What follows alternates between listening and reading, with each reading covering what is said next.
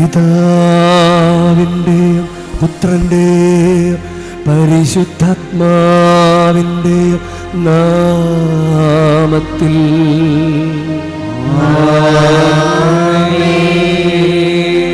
നമ്മുടെ കർത്താവായ യേശുക്രിസ്തുവിൻ്റെ കൃപയും പിതാവായ ദൈവത്തിൻ്റെ സ്നേഹവും പരിശുദ്ധാത്മാവിൻ്റെ സംസർഗവും നിങ്ങളോട് കൂടെ.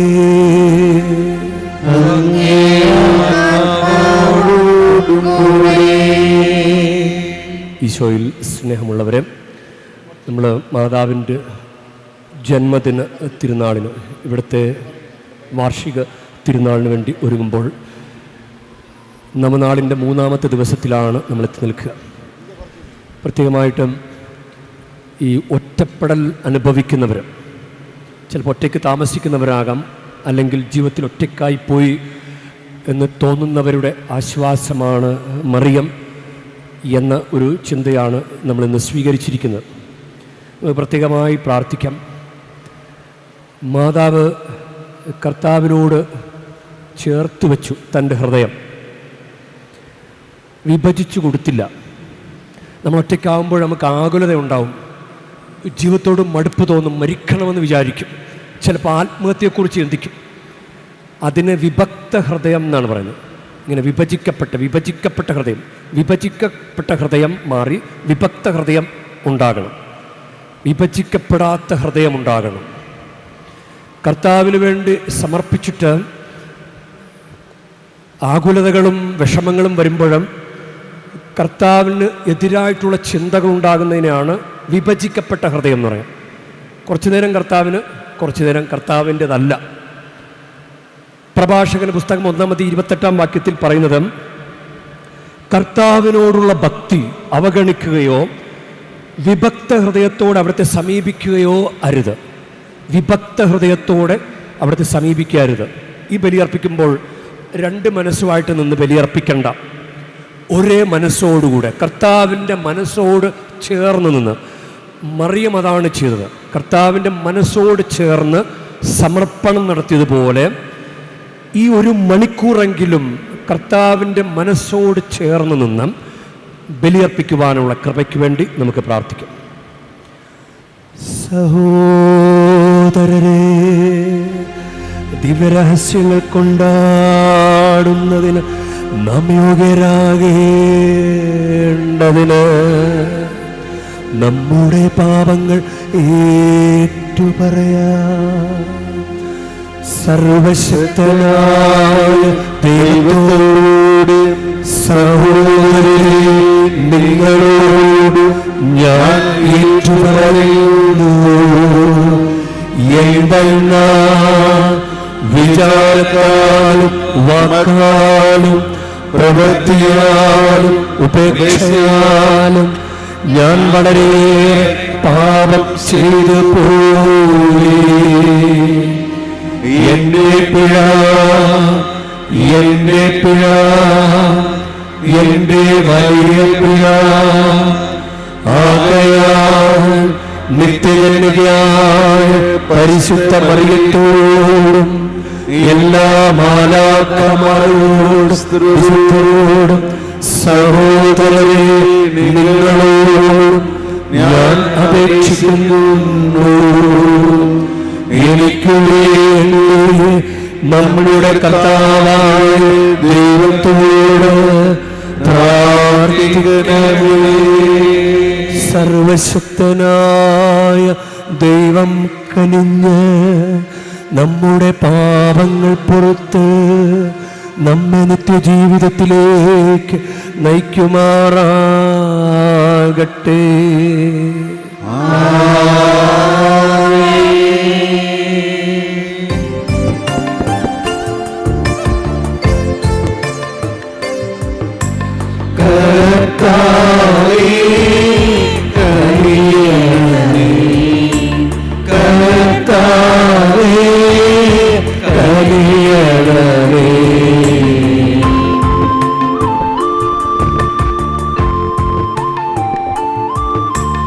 ക്രിസ്തുവേ കനിയണമേ, ക്രിസ്തുവേ കനിയണമേ.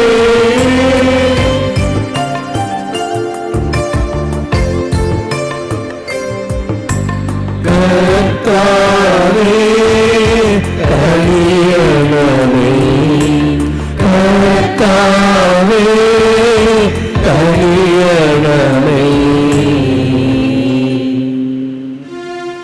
നമുക്ക് പ്രാർത്ഥിക്കാം. കർത്താവേ, നിത്യകന്യകയായ പരിശുദ്ധ മറിയത്തിൻ്റെ ആദരപൂർവകമായ മാധ്യസ്ഥ്യം ഞങ്ങളെ സഹായിക്കുകയും സകല അപകടങ്ങളിൽ നിന്ന് വിമുക്തരായി അങ്ങേ സമാധാനത്തിൽ സന്തോഷിക്കുവാൻ ഇടവരുത്തുകയും ചെയ്യട്ടെ. അങ്ങയോട് കൂടെ പരിശുദ്ധാത്മാവുമായുള്ള ഐക്യത്തിൽ എന്നെന്നും ദൈവമായി ജീവിച്ചു വാഴുന്ന ഞങ്ങളുടെ കർത്താവ് അങ്ങയുടെ പുത്രനുമായ യേശുക്രിസ്തു വഴി ഞങ്ങൾ സമർപ്പിക്കുന്ന പ്രാർത്ഥന കേട്ടരുളേണമേ.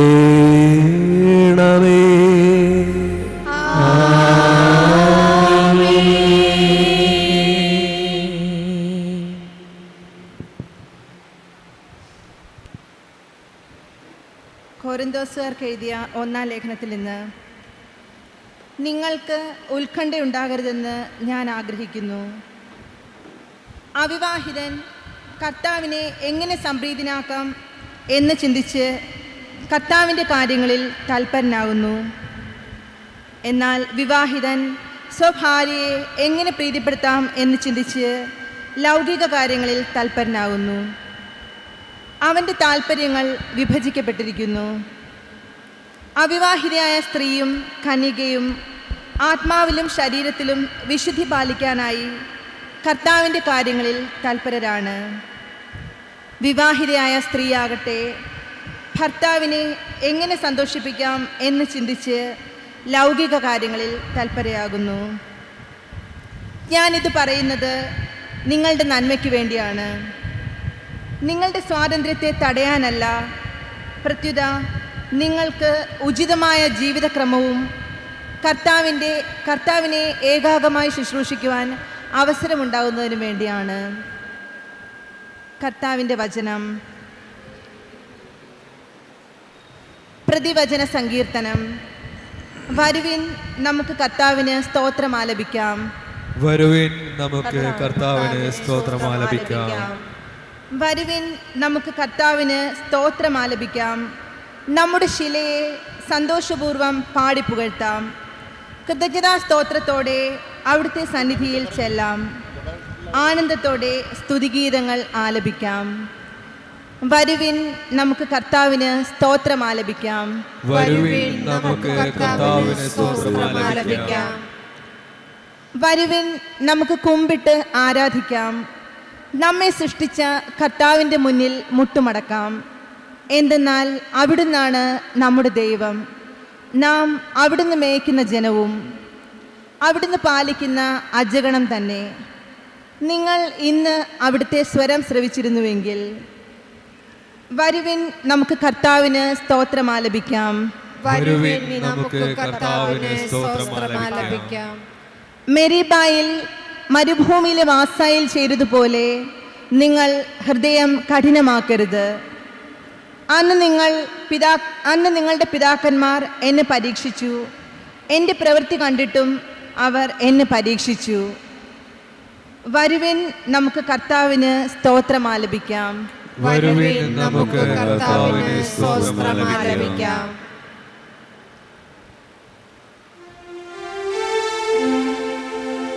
ഹല്ലേലൂയ, ഹല്ലേലൂയ, ഹല്ലേലൂയ,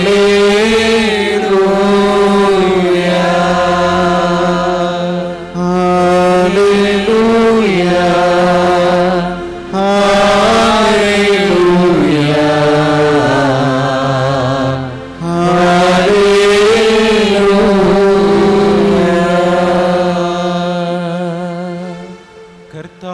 നിങ്ങളോടുകൂടെ.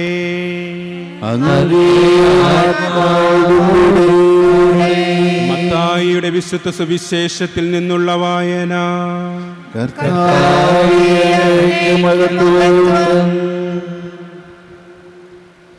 അതിനാൽ എന്തു ഭക്ഷിക്കും, എന്തു പാനം ചെയ്യും, എന്തു ധരിക്കും എന്ന് വിചാരിച്ച് നിങ്ങൾ ആകുലരാകേണ്ട. വിജാതീയരാണ് ഇതെല്ലാം അന്വേഷിക്കുന്നതെന്ന് നിങ്ങൾക്കറിയാം. നിങ്ങൾക്ക് ഇവയെല്ലാം ആവശ്യമാണെന്ന് നിങ്ങളുടെ സ്വർഗസ്ഥനായ പിതാവ് അറിയുന്നു. നിങ്ങൾ ആദ്യം അവിടുത്തെ രാജ്യവും അവിടുത്തെ നീതിയും അന്വേഷിക്കുക. അതോടൊപ്പം മറ്റുള്ളവയെല്ലാം നിങ്ങൾക്ക് ലഭിക്കും.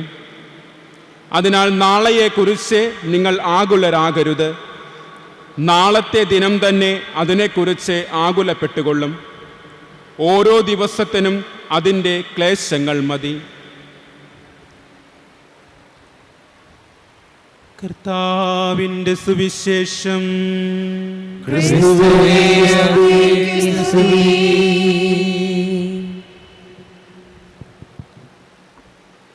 ഈശോയിൽ സ്നേഹമുള്ളവരെ, ഈ വേളാങ്കണ്ണി തീർത്ഥാടന കേന്ദ്രത്തിൻ്റെ നവനാൾ ആചരണത്തിൻ്റെ 3-ാം ദിവസത്തിൻ്റെ ആശംസകളും പ്രാർത്ഥനകളും നേരുകയാണ്. നമുക്ക് മാതാവിൻ്റെ ബർത്ത്ഡേ ഗിഫ്റ്റ്, ജന്മദിന സമ്മാനം നമുക്ക് ചോദിച്ചുകൊണ്ടിരിക്കാം. നമ്മൾ ഏറ്റവും അടുത്ത കൂട്ടുകാരനോട് മാത്രമേ ചിലവ് ചോദിക്കുകയുള്ളൂ. ജന്മദിനത്തിനടാ നിൻ്റെ ബർത്ത്ഡേ അല്ലേ, എനിക്ക് ചിലവ് ചെയ്യണം എന്ന് പറയുള്ളൂ. ഒരു പരിചയമില്ലാത്ത ഒരാളുടെ ബർത്ത്ഡേക്ക് നമ്മൾ അങ്ങനെ ചോദിക്കില്ല. അപ്പോൾ ഈശോയോടും മാതാവിനോടും നല്ല ചങ്കായിട്ട് നിന്ന് കഴിഞ്ഞാൽ, ഡിസംബർ 25-ന് 4 മാസങ്ങൾക്കിപ്പുറം അത് അവിടെ ഈശോയുടെ ബർത്ത്ഡേയും കൂടി വരികയാണ്.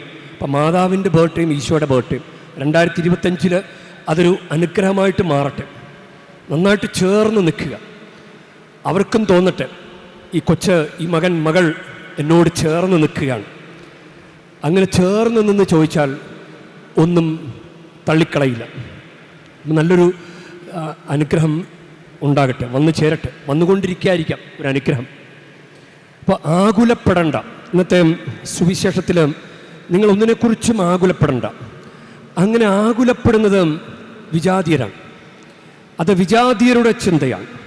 വിജാതീയരാണ് ഇവയെല്ലാം അന്വേഷിക്കുന്നത്. ആകുലപ്പെട്ടുകൊണ്ടിരിക്കുക. നമുക്കിപ്പോൾ ചിലപ്പോൾ രോഗം ഉണ്ടാകും, കഷ്ടപ്പാടുണ്ടാകും. ഇതിനെക്കുറിച്ച് തന്നെ ഇങ്ങനെ ആകുലപ്പെട്ടുകൊണ്ടിരിക്കുക. അത് വിജാതി ചിന്തയാണ്. നിയമാവർത്തന പുസ്തകം 18-9 വാക്യം, ഒരു ദേശത്ത് വരുമ്പോൾ ആ ദേശത്തിൻ്റെ ദുരാചാരങ്ങൾ അനുകരിക്കരുത്. അപ്പോൾ വിജാതീയ ചിന്തയാണ്. നമ്മൾ പള്ളിയിലിരിക്കുമ്പോൾ കർത്താവ്, എൻ്റെ കർത്താവേ എന്ന് പറഞ്ഞ് ഭയങ്കര പ്രാർത്ഥനയും, പള്ളിക്ക് പുറത്ത് ഇറങ്ങിക്കഴിയുമ്പോൾ ദുരാചാരങ്ങൾ പലതൊക്കെ ഉണ്ട്, ഇന്നത് ചെയ്തു കഴിഞ്ഞാൽ അനുഗ്രഹം കിട്ടും എന്ന് പറയുന്ന വിജാതീയ ചിന്തകൾ, അതിലേക്ക് പെട്ടുപോകുന്നത് യഥാർത്ഥത്തിൽ കർത്താവിനോട് ചേർന്ന് നിൽക്കുന്ന രീതിയല്ല. അപ്പോൾ വിജാതീയ ചിന്ത പാടില്ല. വിജാതീയരാണ്. നിങ്ങൾക്കിവയെല്ലാം ആവശ്യമാണെന്ന് നിങ്ങളുടെ സ്വർഗീയ പിതാവ് അറിയുന്നു. ദൈവത്തിനറിയാം നമുക്ക് എന്താണ് വേണ്ടതെന്ന്. ഇനി ഇപ്പം കാനായിലെ കല്യാണ നാളിൽ വീഞ്ഞ് തീർന്നു പോയി. വീഞ്ഞ് തീർന്നു പോയതിന് കാരണമുണ്ട്, ഇല്ലേ? കാരണങ്ങൾ എന്തെങ്കിലും ഉണ്ടാകും. ഒത്തിരി ആളുകളെ വിളിച്ച് കാണാം, അല്ലെങ്കിൽ ഭക്ഷണം കുറച്ച് പാചകം ചെയ്ത് കാണാം. അതായിരിക്കാം ഒരു പക്ഷെ കാരണം. അപ്പോൾ അവർ മാതാവിൻ്റെ അടുക്കൽ വന്ന്, അമ്മ വീഞ്ഞ് തീർന്നു പോയമ്മ, ഈ അപകടസ്ഥിതിയിൽ എന്തെങ്കിലും ഒന്ന് ചെയ്ത് സഹായിക്കണം എന്ന് അവർ ഈശോയുടെ അമ്മയോട് പറഞ്ഞു കാണും. അപ്പോൾ ഇപ്പോൾ കല്യാണ തടസ്സമൊക്കെ ഉണ്ട്. കല്യാണ തടസ്സം 35-40 വയസ്സ് കഴിഞ്ഞാൽ ഈ കാലയളവിൽ എങ്ങനെ കല്യാണം നടക്കാനാണ്? ഇത് അസാധ്യമായൊരു കാര്യമാണ്. ഒരു കുഞ്ഞിനെ തരുന്നത് ദൈവമാണ്. ദൈവം വിവാഹ ജീവിതത്തിലേക്ക് വിളിച്ചിട്ട് ഇനി കൊച്ചില്ല എന്ന് പറഞ്ഞ് കളിയാക്കുന്നവനല്ല ദൈവം. എന്തെങ്കിലുമൊക്കെ കുറവുകൾ ശരീരത്തിനുണ്ടാകും. അത് ചിലപ്പോൾ ചില കുറവുകൾ ഭക്ഷണക്രമത്തിലൂടെ വരുത്തുന്ന കുറവുകളുണ്ടാകാം. നമ്മളെന്നെ ശ്രദ്ധിച്ച മനസ്സിലാവും എന്തുകൊണ്ടാണ് എൻ്റെ ശരീരത്തിൽ ഒരു കുഞ്ഞിന് ജന്മം കൊടുക്കാൻ കഴിവില്ലാതെ പോയത് എന്ന് ചിന്തിച്ചു കഴിഞ്ഞാൽ മനസ്സിലാകും എന്തെങ്കിലും കുറവുകളുണ്ടാകും. അപ്പം ഇങ്ങനെ കുറവുകളുണ്ടാകും, അബദ്ധങ്ങളുണ്ടാകും, കടബാധ്യതകളുണ്ടാകാം, ക്രയവിക്രയങ്ങൾ അത് വേണ്ട രീതിയിൽ അത് ചെയ്യാഞ്ഞത് കൊണ്ടാകാം. കൊടുക്കൽ വാങ്ങലൊക്കെ അതൊക്കെ ബുദ്ധിമോശം വരുത്തിയത് കൊണ്ടാകാം കടബാധ്യത വന്നത്.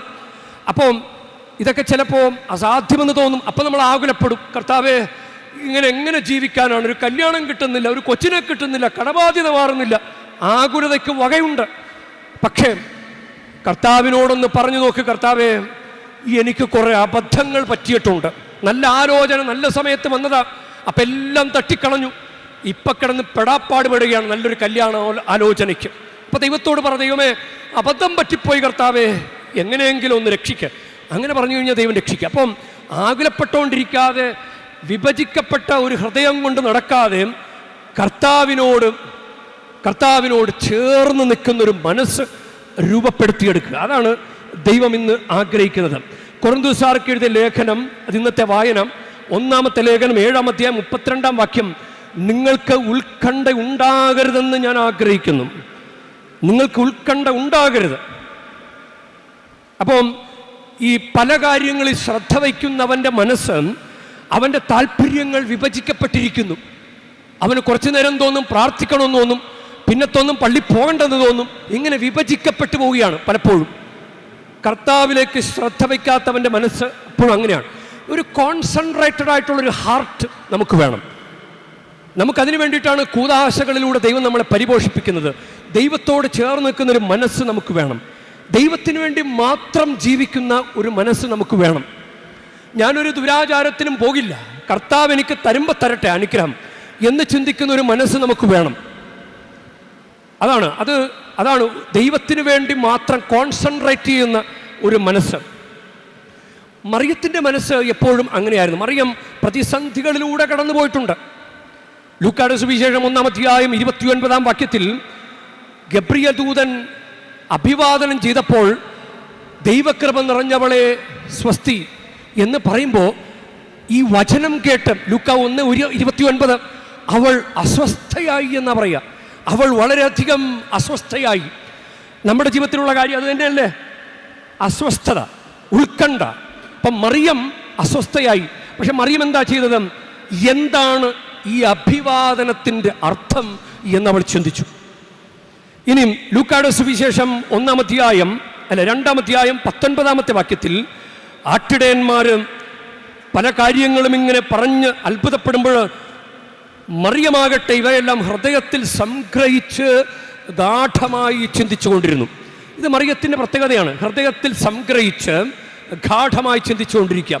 ഇനി ലൂക്കായുടെ സുവിശേഷം 2-ാം അധ്യായം 51-ാം വാക്യം, ഈശോയെ കാണാതെ പോകുന്ന അവസരത്തിൽ ഈശോയെ കണ്ടുകിട്ടുമ്പോൾ പിന്നെ അവൻ അവരോടൊപ്പം പുറപ്പെട്ട നസ്രത്തിൽ വന്ന് അവർക്ക് വിധേയനായി ജീവിച്ചു. അവൻ്റെ അമ്മ ഇക്കാര്യങ്ങളെല്ലാം ഹൃദയത്തിൽ സംഗ്രഹിച്ചു. ഈ ഹൃദയത്തിൽ സംഗ്രഹിക്കുക എന്ന് പറഞ്ഞു കഴിഞ്ഞാൽ അതിൻ്റെ ഗ്രീക്ക് മൂലപദം സിംബല്ലോ അങ്ങനെയാണ്. സിംബല്ലോ അതിൻ്റെ അർത്ഥം ഒരിടത്തേക്ക് എറിയുക, ഒരിടത്ത് അന്വേഷിക്കുക. അതാണ് ഒന്നിച്ച് അന്വേഷിക്കുക, ഒന്നിച്ച് ചേർക്കുക. അതാണ് അതിൻ്റെ അർത്ഥം. സിംബല്ലോ ഒന്നിച്ച് അന്വേഷിക്കുക. അതാണ് അതിൻ്റെ ഗ്രീക്ക് പദം. പോകുമ്പോഴാണ് നമുക്ക്, അല്ലെങ്കിൽ ഗാഠമായി ചിന്തിച്ചു കൊണ്ടിരുന്നു എന്ന് പറയുമ്പോൾ നമുക്കതിൻ്റെ കൃത്യമർത്ഥം മനസ്സിലാകണമെന്നില്ല. ഒന്നിച്ച് ചിന്തിക്കുക, ഒന്നിച്ച് ചേർക്കുക. അതായത് ഈ കാര്യങ്ങളൊക്കെ സംഭവിക്കുമ്പോൾ മറിയത്തിൻ്റെ മനസ്സ് പതറിപ്പോയില്ല, വിഭജിക്കപ്പെട്ടില്ല. ഇതെന്താണ്, എനിക്കെങ്ങനെ ഉത്തരവാദിത്തം ഏറ്റെടുക്കാൻ പറ്റും, എങ്ങനെ ചിന്തിച്ച പതറിയ മനസ്സുമായിട്ട് മറിയം നിന്നില്ല. മറിയം അപ്പോഴും തന്നെ ഇതിൻ്റെ പിന്നിലെ ദൈവഹിതം എന്താണെന്ന് അന്വേഷിച്ചു കൊണ്ടിരുന്നു. ഈ വർത്തമാനത്തിൻ്റെ പിന്നില്, അല്ലെങ്കിൽ ഈ ഒരു സംഭവത്തിന് പിന്നില് ദൈവഹിതം എന്താണെന്ന് അന്വേഷിച്ചു കൊണ്ടിരിക്കുക. അതാണ് സിംബലോ. ഇനി അതിൻ്റെ ഓപ്പോസിറ്റ് എന്താണെന്ന് അറിയാമോ? ഡിയാബലോ എന്ന് വെച്ച് കഴിഞ്ഞാൽ നമുക്ക് പെട്ടെന്ന് മനസ്സിലാക്കാവുന്ന ഒരു വാക്കാണ് ഡയാബോളിക് ആക്ടിവിറ്റീസ്.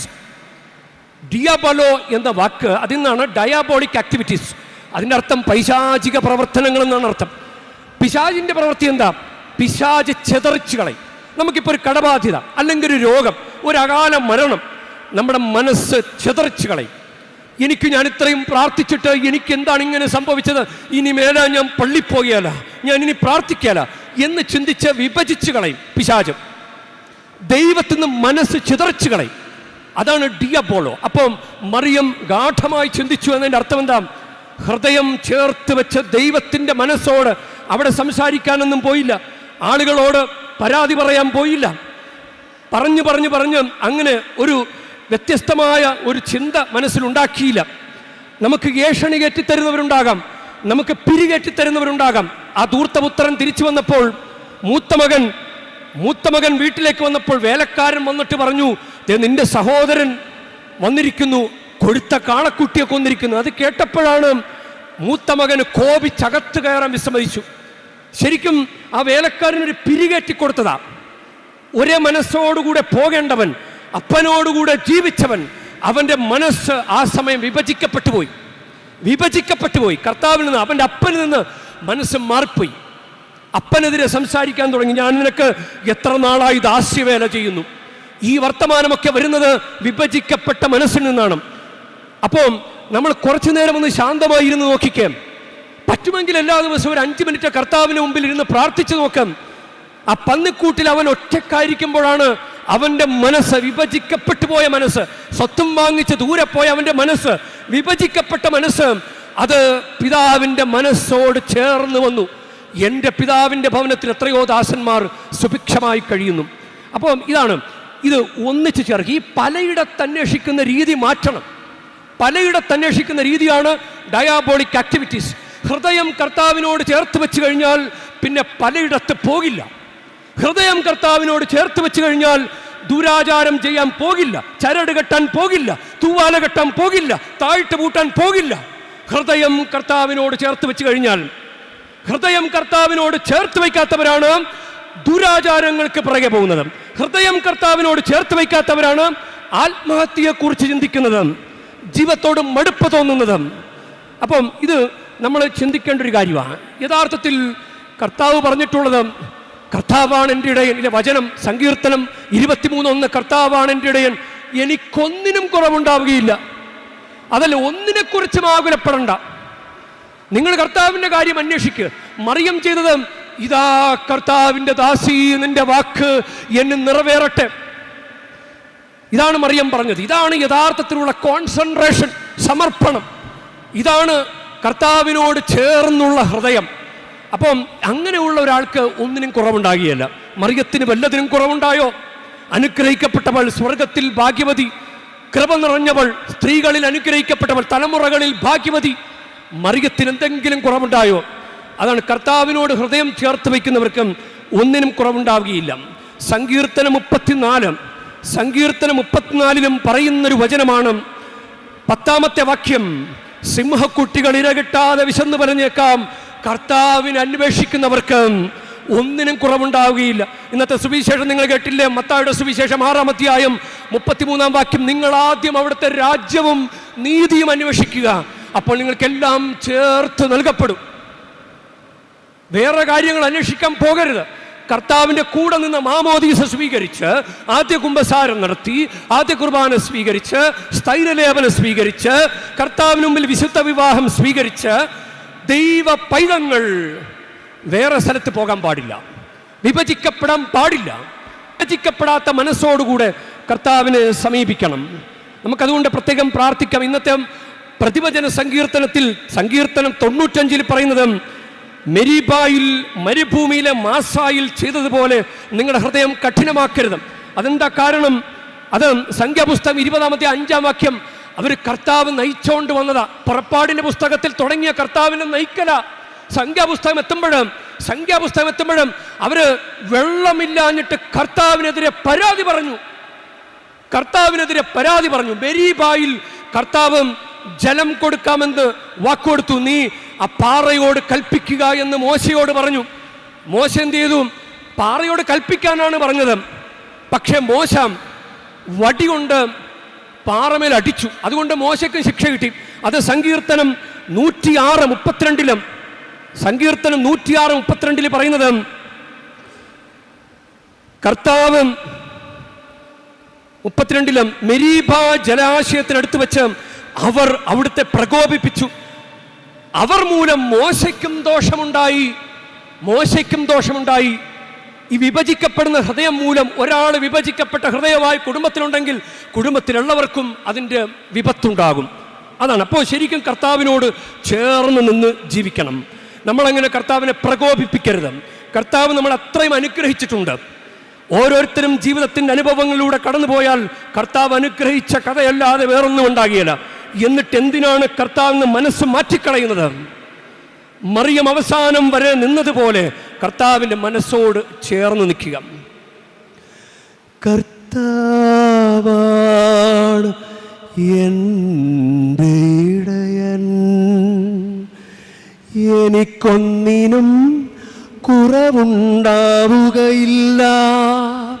കർത്താവാണ് എൻ്റെ ഇടയൻ, എനിക്കൊന്നിനും കുറവുണ്ടാവുകയില്ല. ഇത് ഇങ്ങനൊരു അനുഭവം നമ്മുടെ ജീവിതത്തിൽ ഉണ്ടാകട്ടെ. ഈ മാതാവിൻ്റെ ബർത്ത്ഡേ തിരുനാളിന് വേണ്ടി ഒരുങ്ങുമ്പോൾ സഭയും മാതാവും കർത്താവും ഒക്കെ ഇതെല്ലാം അനുഗ്രഹമാണ്.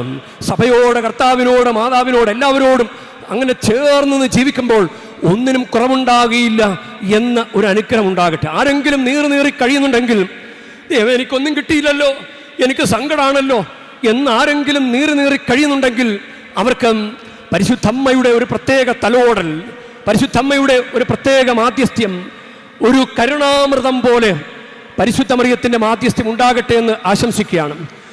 നീറുന്ന മനസ്സിൽ കരുണാമൃതമേകൂ അമ്മേ, തളരാതെ എന്നെ നീ കാത്തിടണമേ. കനിപോലും നിൻ ഇരു കൈകൾ നീട്ടി എന്നെ കരതാരിൽ കൺമണി പോലെ കാത്തിടണമേ. ഇങ്ങനെ നമ്മളിങ്ങനെ പതറിപ്പോകുമ്പോൾ മറിയം ഇങ്ങനെ വന്നിട്ട് നമ്മുടെ ഉള്ളിലെ ഈശോ നഷ്ടപ്പെടാതെ മറിയം ഒരു കരം ഇങ്ങനെ പുറകിലും നെഞ്ചിലും, ഒരു കരം പുറകുവശത്തും മറ്റൊരു കരം നെഞ്ചിലും ഇങ്ങനെ വെച്ചിട്ട് നമ്മളിങ്ങനെ സംരക്ഷിക്കട്ടെ. നമ്മുടെ ഈശോ, നമ്മുടെ ഉള്ളിലെ ഈശോ, നമുക്ക് കൂദാശകളിലൂടെ നൽകപ്പെട്ട ദൈവിക സാന്നിധ്യം അത് നഷ്ടപ്പെടുത്താതെ മറിയം ഈ ദിവസങ്ങളിൽ ഇരു കൈകളും ഇങ്ങനെ ചേർത്ത് വെച്ച് നമ്മളെ സംരക്ഷിക്കട്ടെ. നീറുന്ന മനസ്സിൽ കരുണാമൃതമേകൂ അമ്മേ, തളരാതെ എന്നെ നീ കാത്തിടണമേ. കനിപോലും നിൻ ഇരു കൈകൾ നീട്ടി എന്നെ കരതാരിൽ കൺമണി പോലെ കാത്തിടണമേ. അമ്മേ മാതാവേ, നിൻ മക്കൾ ഞങ്ങൾക്കായി ഏകീടണമേ നൽവരങ്ങൾ. പരിശുദ്ധ അമ്മയുടെ മാധ്യസ്ഥ്യം ധാരാളമായിട്ട് ഉണ്ടാകട്ടെ. നമുക്ക് കാഴ്ചവെപ്പിലേക്ക് പ്രവേശിക്കാം.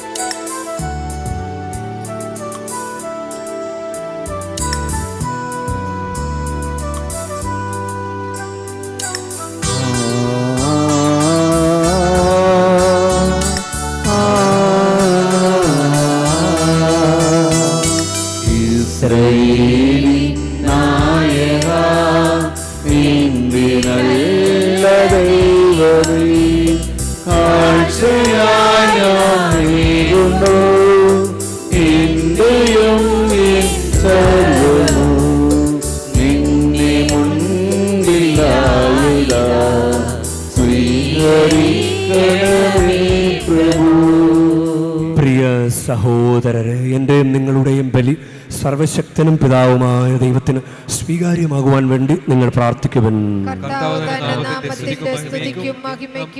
നമ്മുടെയും അവിടുത്തെ തിരുസഭ മുഴുവന്റെയും നന്മയ്ക്കുമായി അങ്ങേ കരങ്ങളിൽ നിന്ന് ഈ ബലി സ്വീകരിക്കുമാറാകട്ടെ.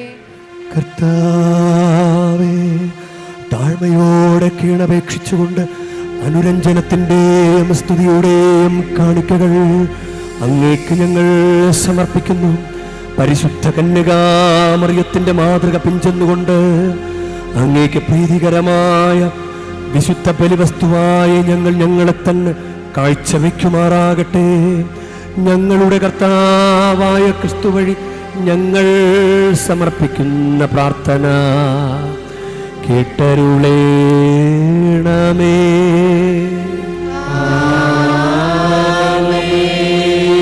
കർത്താവ് നിങ്ങളോടു കൂടെ,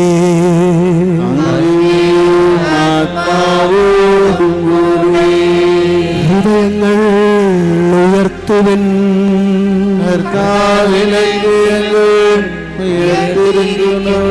നമ്മുടെ കർത്താവായ ദൈവത്തിന് നന്ദി പ്രകാശിപ്പിക്കാം.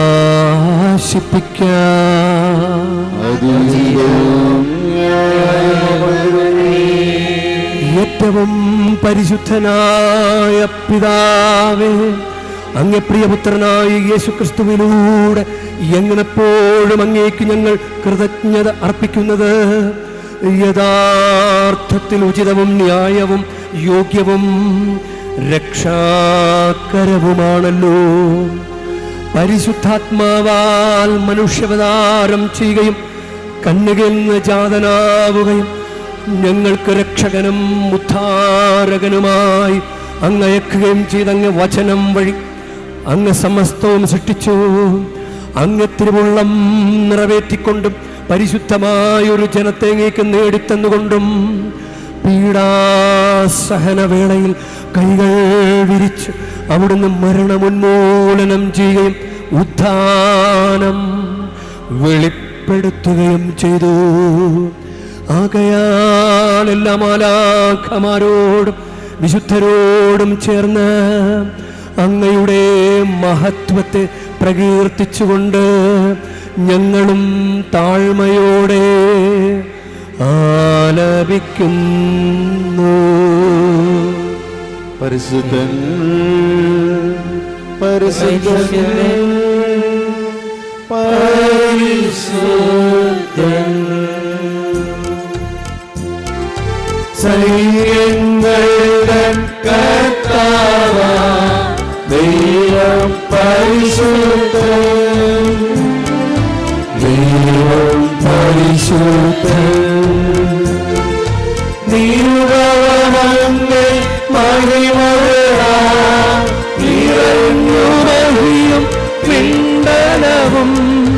ഹോസാന ഹോസാന അത്യുന്നതങ്ങളിൽ ഹോസാന. കർത്താവിൻ തിരുനാമത്തിൽ വരുവോനേറ്റം ധന്യനുമാ. ഹോസാന ഹോസാന അത്യുന്നതങ്ങളിൽ ഹോസാന.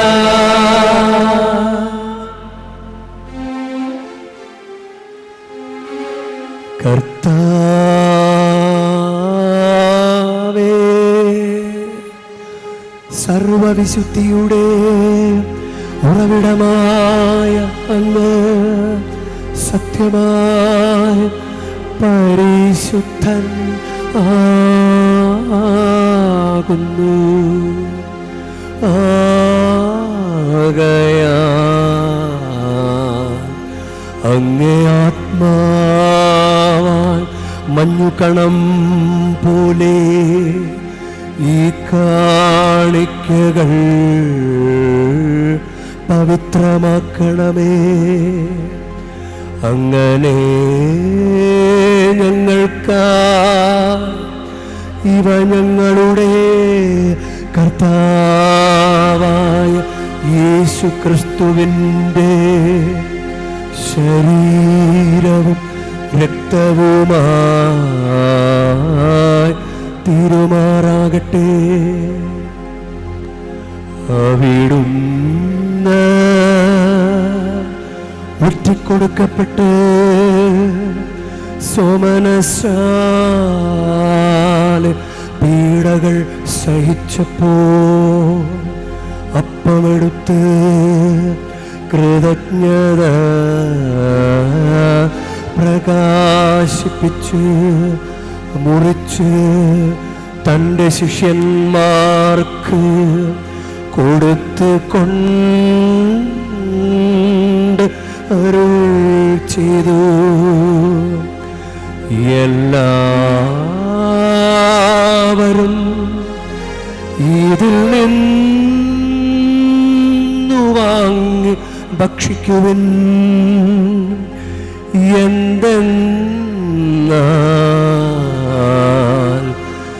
ഇത് നിങ്ങൾക്ക് വേണ്ടി അർപ്പിക്കാനിരിക്കുന്ന എൻ്റെ ശരീരമാകുന്നു.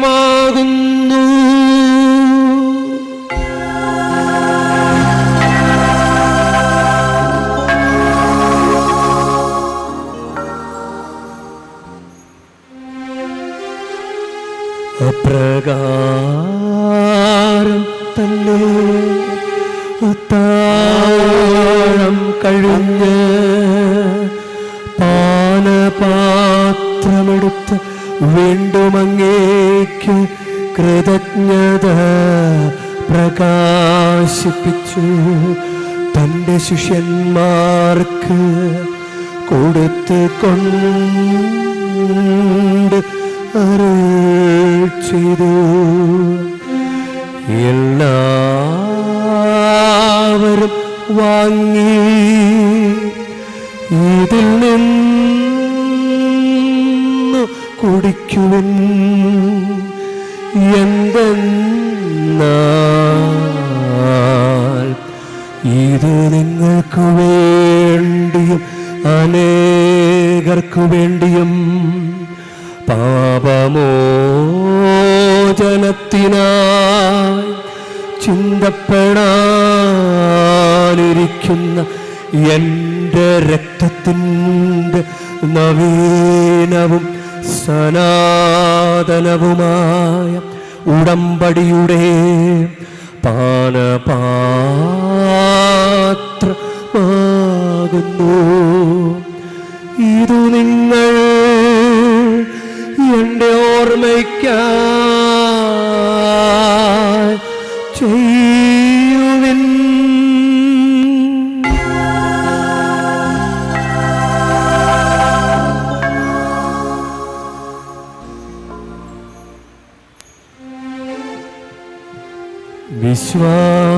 വിശ്വാസത്തിൻ്റെ രഹസ്യം. കർത്താവേ, അങ്ങ് വീണ്ടും വരുന്നത് അങ്ങേ മരങ്ങൾ പ്രഖ്യാപിക്കുന്നു. അങ്ങേ ഉയർപ്പ് ഞങ്ങൾ ഏറ്റുപറയുന്നു.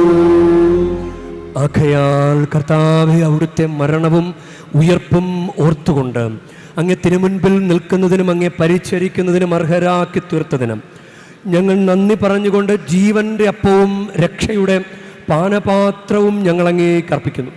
ക്രിസ്തുവിൻ്റെ ശരീരത്തിലും രക്തത്തിലും പങ്കുചേരുന്ന ഞങ്ങളെ പരിശുദ്ധാത്മാവിൽ ഒന്നായി ചേർക്കണമെന്ന് താഴ്മയോടെ ഞങ്ങൾ അപേക്ഷിക്കുന്നു. കർത്താവേ, ലോകമെങ്ങും വ്യാപിച്ചു കിടക്കുന്ന അങ്ങേ സഭയെ ഓർക്കണമേ. ഞങ്ങളുടെ സഭയുടെ പിതാവും തലവനുമായ ലയോ 14 പാപ്പായോടും ഞങ്ങളുടെ രൂപതാധ്യക്ഷനായ സഹായരാജ് മെത്രാനോടും വൈദിക ഗണത്തോടും ഒത്ത് സഭയെ അങ്ങ് സ്നേഹത്തിൻ്റെ പൂർണ്ണതയിൽ എത്തിക്കണമേ.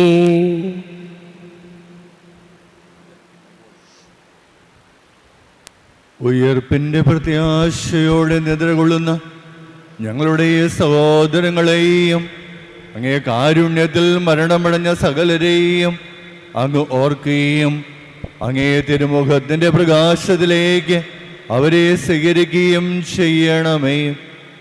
ഞങ്ങളെല്ലാവരിലും കനിയണമെന്ന് ഞങ്ങൾ പ്രാർത്ഥിക്കുന്നു.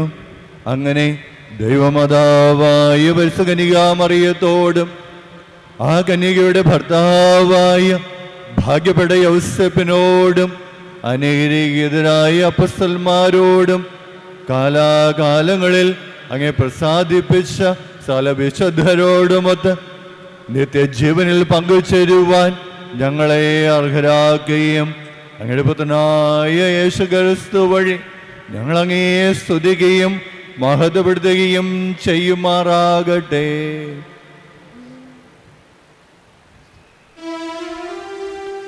ക്രിസ്തുവിലൂടെ,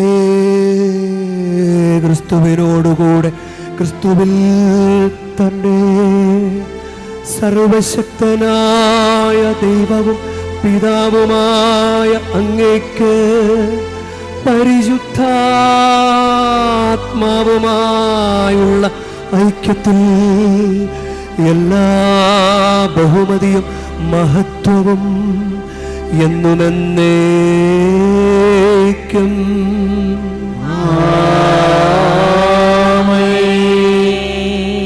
നമുക്ക് എഴുന്നേറ്റ് നിൽക്കാം. നമ്മുടെ കർത്താവ് കൽപ്പിച്ചതും പഠിപ്പിച്ചതും അനുസരിച്ച് നമുക്കൊന്ന് ചേർന്ന് പ്രാർത്ഥിക്കാം. സ്വർഗസ്ഥനായ ഞങ്ങളുടെ പിതാവേ, അങ്ങേ നാമം പൂജിതമാകണമേ, അങ്ങേ രാജ്യം വരണമേ, അങ്ങേ തിരുമനസ്സ് സ്വർഗത്തിലെ പോലെ ഭൂമിയിലും ആകണമേ. അന്നു വേണ്ട ആഹാരം ഇന്ന് ഞങ്ങൾക്ക് തരണമേ. ഞങ്ങളോട് തെറ്റ് ചെയ്യുന്നവരോട് ഞങ്ങൾ ക്ഷമിക്കുന്ന പോലെ ഞങ്ങളുടെ തെറ്റുകൾ ഞങ്ങളോടും ക്ഷമിക്കണമേ. ഞങ്ങളെ പ്രലോഭനത്തിൽ ഉൾപ്പെടുത്തരുതേ, തിന്മയിൽ നിന്ന് ഞങ്ങളെ രക്ഷിക്കണം. കർത്താവേ, എല്ലാ തിന്മകളിൽ നിന്ന് ഞങ്ങളെ മോചിപ്പിക്കണമേ. ഞങ്ങളുടെ ദിനങ്ങളിൽ സമാധാനം കനിവാർന്ന് നൽകണമേ. അനുഗ്രഹപൂർണമായ പ്രത്യാശയും ഞങ്ങളുടെ രക്ഷകനായ യേശുക്രിസ്തുവിൻ്റെ ആഗമനവും പ്രതീക്ഷിച്ചുകൊണ്ട് അങ്ങേ കരുണയുടെ സഹായത്താൽ ശക്തി പ്രാപിച്ചു ഞങ്ങളെപ്പോഴും പാപത്തിൽ നിന്ന് മോചിതരാവുകയും എല്ലാ വിപത്തുകളിൽ നിന്ന് സുരക്ഷിതരാവുകയും ചെയ്യുമാറാകട്ടെ.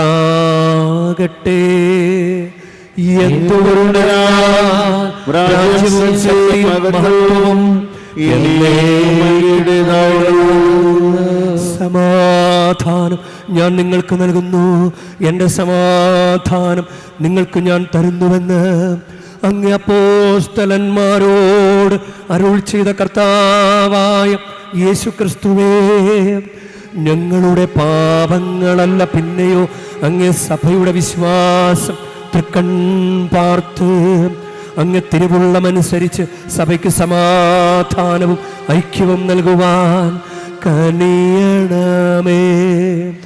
എന്നെന്നും ജീവിക്കുകയും വാഴുകയും ചെയ്യുന്നങ്ങ് ഈ പ്രാർത്ഥന കേട്ടരുളേണമേ.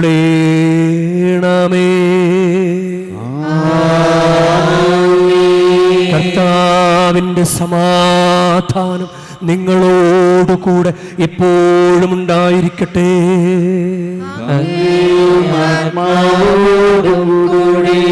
നിങ്ങൾ പരസ്പരം സമാധാനം ആശംസിക്കുവിൻ.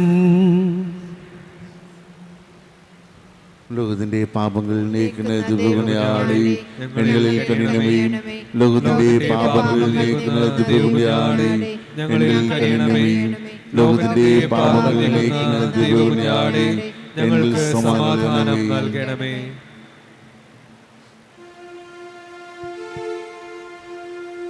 ഇതാ ദൈവത്തിൻ്റെ കുഞ്ഞാട്, ഇതാ ലോകത്തിൻ്റെ പാപങ്ങൾ നീക്കുന്നവൻ. കുഞ്ഞാടിൻ്റെ വിരുന്നിന് ക്ഷണിക്കപ്പെട്ടിരിക്കുന്നവർ അനുഗ്രഹീത. കർത്താവേ, അങ്ങയുടെ ഭവനത്തിൽ പ്രവേശിക്കാൻ ഞാൻ യോഗ്യനല്ല. അങ്ങ് ഒരു വാക്കുച്ചരിച്ചാൽ മാത്രം മതി എന്റെ ആത്മാവ് സുഖം പ്രാപിക്കും.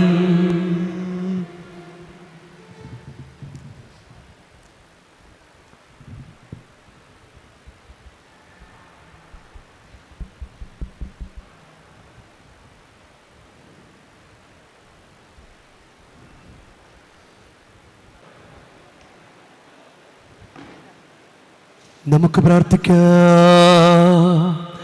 ദൈവമേ, അങ്ങേ വചനം വസിക്കാനായി പരിശുദ്ധ കന്യകാമറിയത്തെ അങ്ങ് തിരഞ്ഞെടുത്തുവല്ലോ.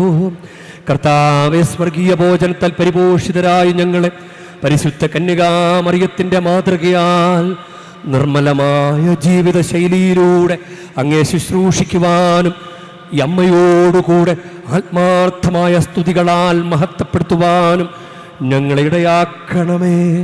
ഞങ്ങളുടെ കർത്താവായ ക്രിസ്തു വഴി ഞങ്ങൾ സമർപ്പിക്കുന്ന പ്രാർത്ഥന കേട്ടരുളേണമേ.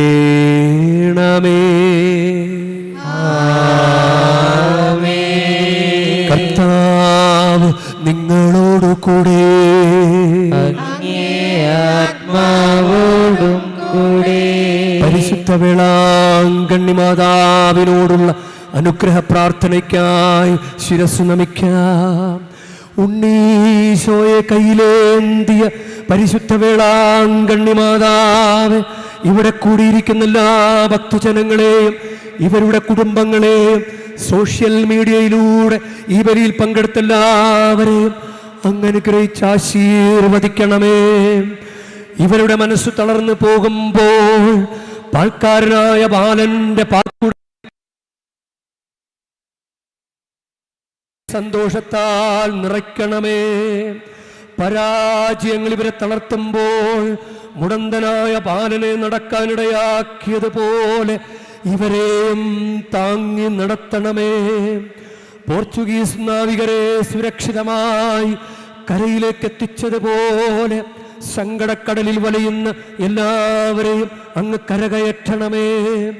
അനുഗ്രഹദായിനിയായ പരിശുദ്ധ ആരോഗ്യമാതാവിൻ്റെ ആശീർവാദം നിങ്ങളോടുകൂടെ എപ്പോഴും ഉണ്ടായിരിക്കട്ടെ. ഈശോ തൻ്റെ മാതാവിൻ്റെ കരങ്ങളിലൂടെ നമ്മേവരെയും സ്പർശിക്കുകയും സുഖപ്പെടുത്തുകയും കാത്തു സംരക്ഷിക്കുകയും ചെയ്യട്ടെ. സർവശക്തനും കാരുണ്യവാനുമായ ദൈവം, പിതാവും പുത്രനും പരിശുദ്ധാത്മാവും നിങ്ങളേവരെയും നിങ്ങളുടെ കുടുംബങ്ങളെയും നിങ്ങളുടെ പ്രാർത്ഥനാ നിയോഗങ്ങളെയും സമൃദ്ധമായി അനുഗ്രഹിക്കുമാറാകട്ടെ. ക്രിസ്തുവിന്റെ സ്നേഹത്തിലും സമാധാനത്തിലും പോകുവിൻ. ദിവ്യപൂജ സമാപിച്ചു. ദൈവത്തിനു നന്ദി.